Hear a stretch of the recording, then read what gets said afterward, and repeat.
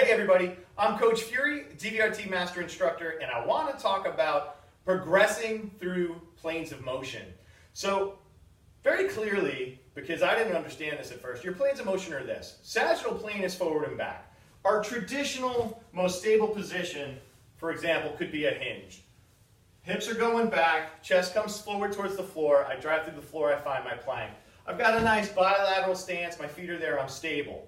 Now that's not the only end position to be in. That is the most stable one for certain types of lifts and certain for beginning to prepare people to other planes of motions and more complicated movements. Now from that, we have the frontal plane, which is when we go side to side.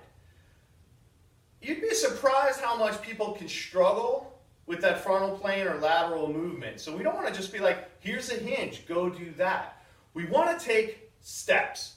Now, when you watch a lot of stuff on the internet, we tend to put the sexy stuff in. I'm always like, what's going to look really cool and sexy to try to like sell either myself or this system? But the way I'm coming to grips with that is, you know what is also sexy? Foreplay. So we're going to talk about the foreplay steps to kind of build with that.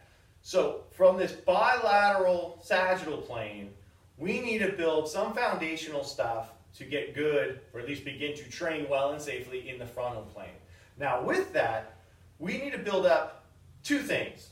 I mean, a lot of things, but the two main things is if somebody's starting to show competency in their deadlift, for example, in this hinge, if we use that as an example, I need to show an ability for anti-rotation so that when we move around, we're not twisting willy-nilly, right? Lack of motor control or without strength or purpose. And then I also need to build up some frontal plane resistance. Am I defaulting to side to that? Because once I start loading that movement pattern, I need to be really able to control it, right?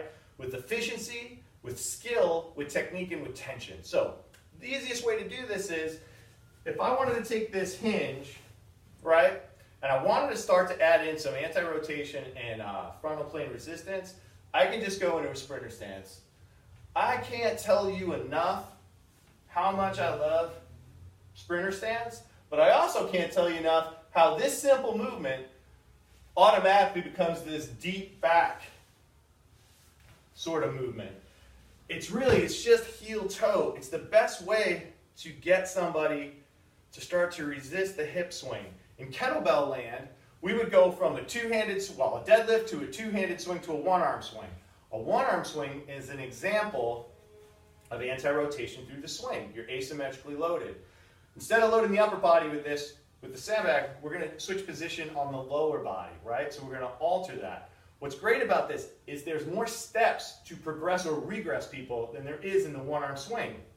Traditionally in a one-arm swing, we go back to a deadlift, we go back to a plank, we go back to the two-handed swing.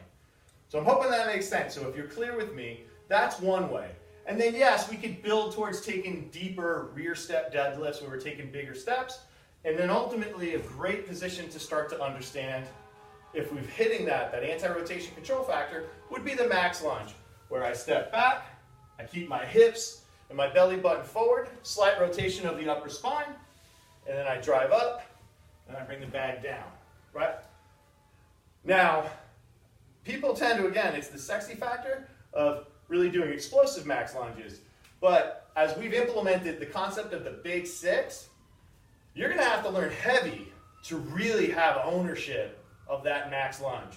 You could cheat a light bag and things can go haywire just like anything. You go fast, things start to fall apart. You should own it lighter, you should own it heavier, you should own it slower, right? Step it up before worrying about how high or how fast we're getting explosive with those max lunges.